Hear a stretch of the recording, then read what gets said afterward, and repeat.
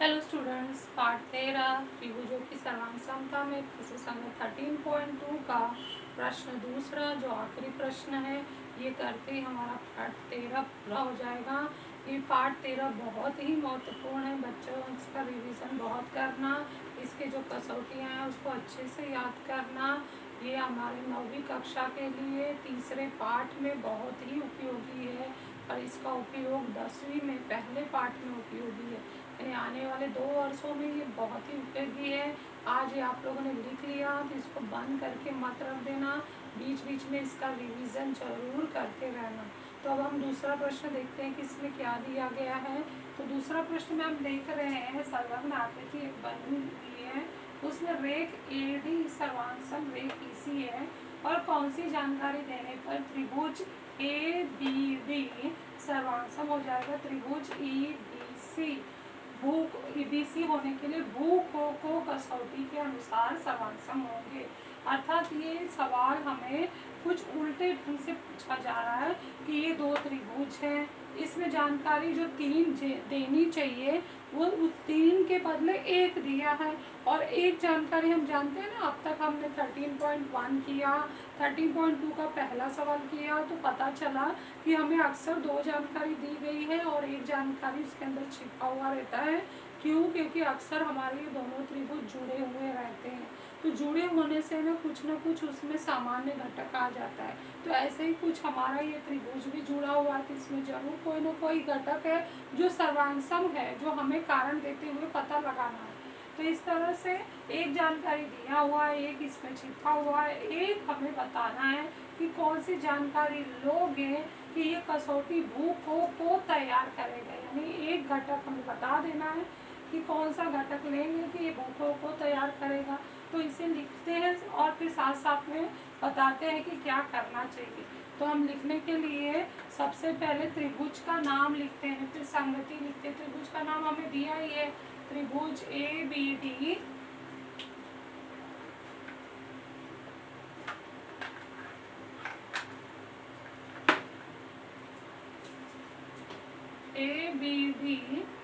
तथा त्रिभुज EBC में एक ही संगति भी यही लेते हैं, ABD एक ही संगति EBC। क्यों लिया हमने? ध्यान से देखो, AD सर्वांग सम है, EC ऐसा हमें दिया है, तो हमें संगति से ही पता चल गया जो दिया है।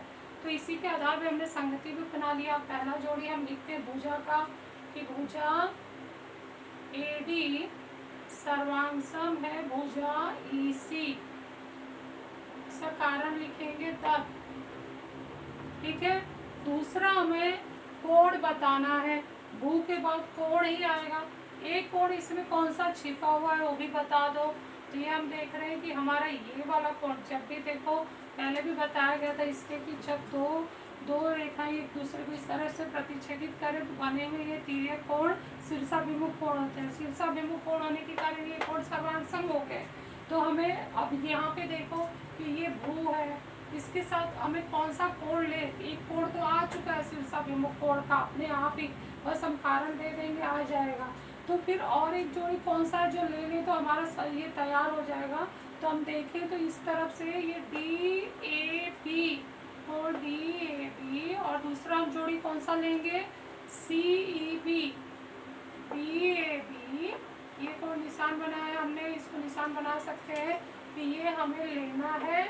और दूसरा जोड़ी कौन सा आ रहा है, CEB।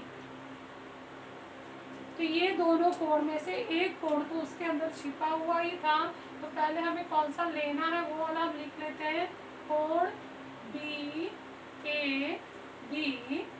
सर्वांग कोण CEB। यह जानकारी हमें दिया जाना चाहिए।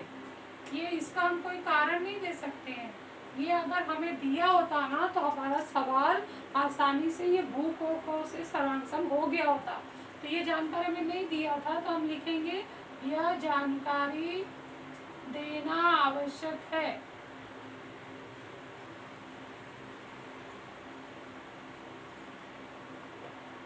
तो ये हो गया भू को। और तीसरा हम यहाँ लिख लेते हैं, तीसरा पॉइंट, तीसरा हमारा कोण कौन सा था, शीर्षाभिमुख कोण वाला कोण, इसको पढ़ेंगे कोण ए बी डी, सर्वांगसम कोण ई बी सी, इसका कारण होगा शीर्षाभिमुख कोण।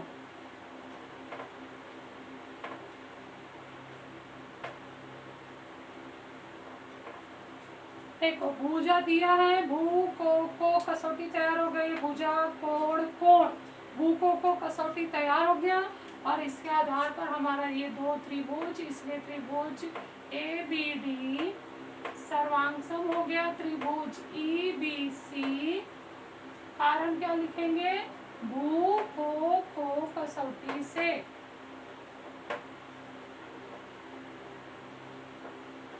तो सारी जानकारी तो हमें दी गई थी, बस हमें क्या बताना था कि ये जानकारी नहीं दिया है इसमें, तो ये जानकारी दिया जाना चाहिए किताब में, कि अगर दिया होता तो हम आसानी से इस त्रिभुज को हल कर लिए होते। तो इसलिए जो नहीं दिया उसको हमने हाईलाइट कर दिया। और ये वाला त्रिभुज भी नहीं दिया है, लेकिन हम इसको कारण देते हुए आकृति से आसानी से निकाल सकते हैं। तो ये कोण भी हमने लिया है, लेकिन इसको हम आकृति में छिपा हुआ कोण बोलते हैं, जो हम आसानी से ढूंढ सकते हैं जब दो रेख एक दूसरे को प्रतिच्छेदित करते हैं। तो इस तरह से हम बच्चों हमारा पाठ 13 पूरा हो गया। और एक मैंने सूचना याद दिया है कि पेज 87 का उदाहरण करना भूलना नहीं, ये बहुत ही महत्वपूर्ण है आने वाली कक्षाओं के लिए, 9वीं और 10वीं के लिए। और किताब में बहुत ही अच्छे से लिखा गया है, तो इसको ज़रूर समझें। ये सब करने के बाद नहीं लिखा है तो इसके बाद ही इसको लिख ले। 13.2 के नीचे अच्छे से आकृति बनाए, उसकी सारी जानकारियाँ जैसे यहाँ दिया गया है स्टेप बाय स्टेप लिखें। उसको त्रिभुज को सर्वांगसम करें, सर्वांगसम करने के बाद सर्वांगसम त्रिभुज के संगत घटक लिखें। इसलिए मार्किंग किया कि पेज 87 का सवाल बहुत ही महत्वपूर्ण है। और सभी बच्चों को जो कसौटी का ओरल नहीं दिए हैं वो ज़रूर ओरल दें, क्योंकि ओरल का मार्क्स दिया जा रहा है। और ये पाठ पूरा करके ज़रूर दिखाएं। Thank you.